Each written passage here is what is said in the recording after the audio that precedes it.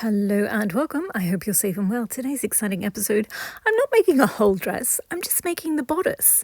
And I will show you the burrito method to make a sleeveless bodice. It's pretty damn awesome. These are the fabrics for my strawberry dress. That's got to be awesome too. Okay, let's do this. It's perfect. Perfect, perfect, perfect. Perfect jacket. I have 6 or 7 jackets I want to make this month, but don't have time to make any of them today.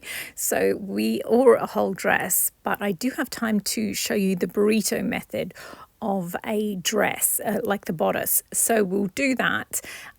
These are the fabrics that I'm going to use in the strawberry dress. I was tempted to use the strawberry fabric for the bodice, but it's going to be easier to show you the burrito method if I use one fabric for the outer, one fabric for the lining, and they both have really plain backs. So I'm going to use the pink and red with the leaves for the outer. That red and white one is going to be the lining. And yeah, so what you do is pick any bodice. I've got Burrito 6677.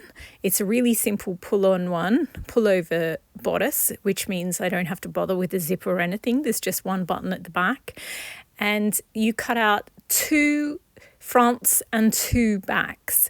And so whichever bodice you choose, just cut out 2 of everything. Instead of cutting out the facing bits, you actually have to have 2 full bits.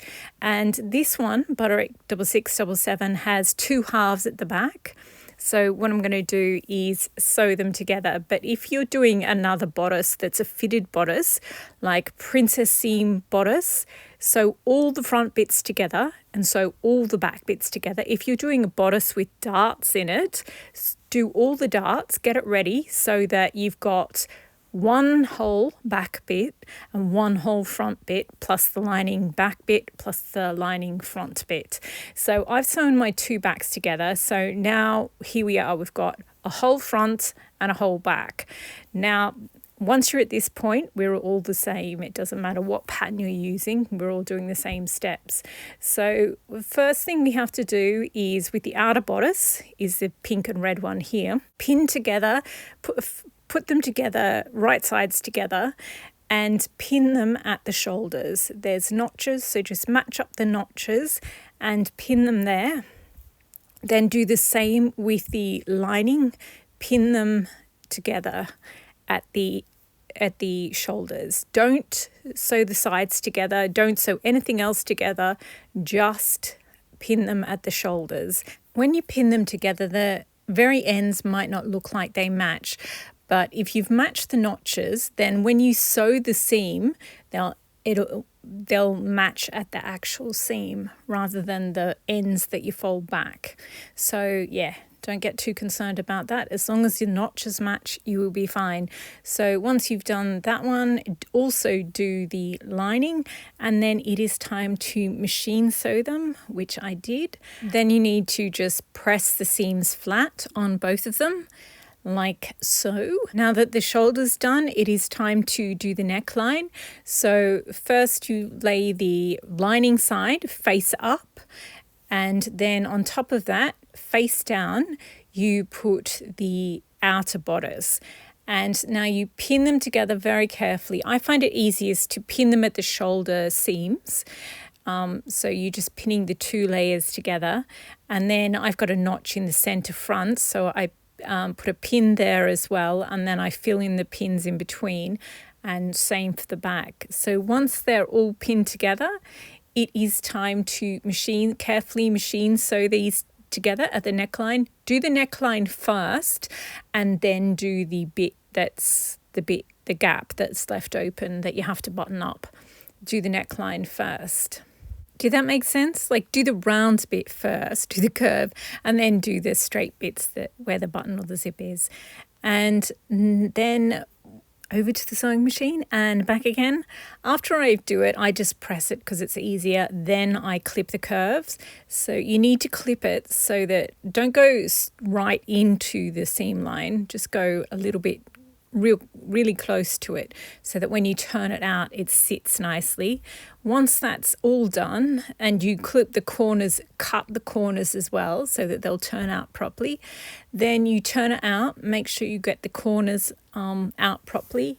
And then once you've turned it out, this is, if you do your understitching by machine, this is the point at which you do your understitching, but I do mine by hand, so I'm fine. So I'll just press this so that it's all nice and flat. Okay, now that the understitching on the neckline is done and it's beautifully pressed, it is time to do the armholes, or where the sleeves will go.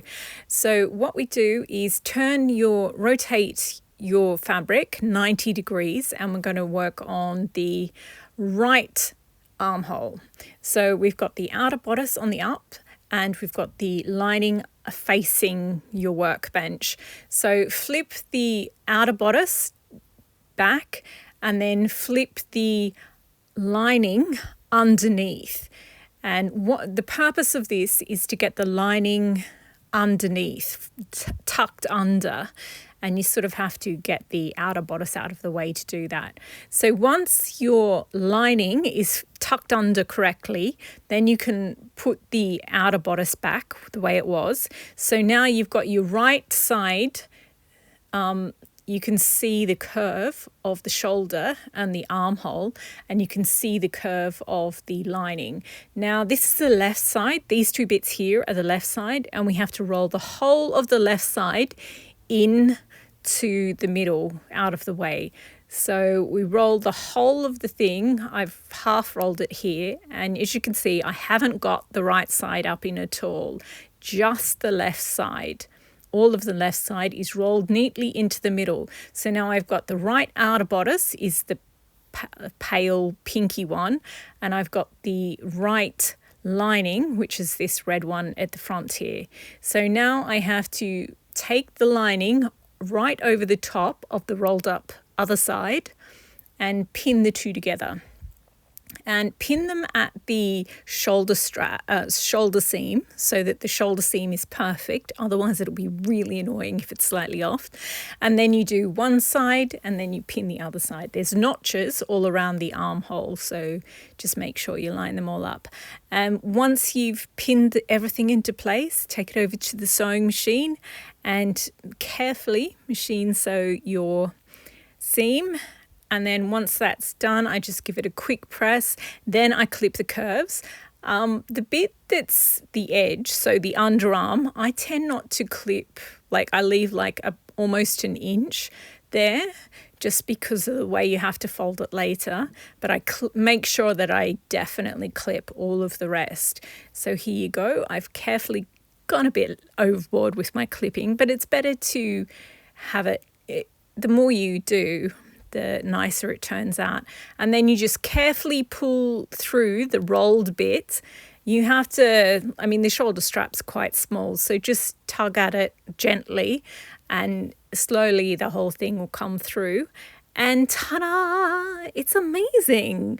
So that's one side done. And once you've pulled it through, then you of course press it so that it sits properly.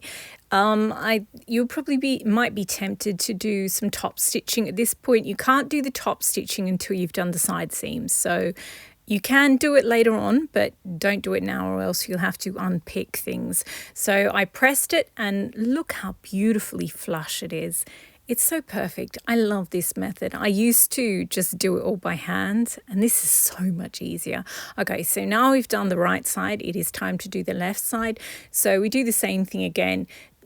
Turn back the outer bodice just to get it out of the way, and then turn under the lining bodice just to get it in the correct starting position. Once it's right, flip back the outer bodice again.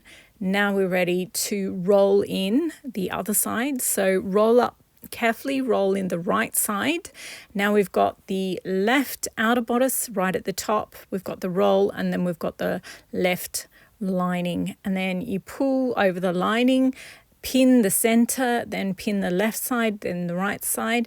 Now it is time to machine sew it, which is done. And then I just gave it a quick press And then I just find it easy to press it, then notch it. And that way you get nice, it's easier to do the notches. And there we go. I have clipped the curve. And again, not too deep, but also not too shallow because you want it to turn out well. And once you've done that, it is time you just sort of lift up the one piece and then carefully pull through all the fabric until it turns in the correct way. And there we go. So then of course you press it again, and once you've pressed both sides, we're almost there. The last thing we have to do is sew the sides of the bodice together. Now, obviously, you want to sew the outer bodice to the outer bodice and the lining front to the lining back. So as you can see, I've got the pink roses. So that's the front and the back of the outer. And then the red is the front and back of the lining. And they meet under the arm.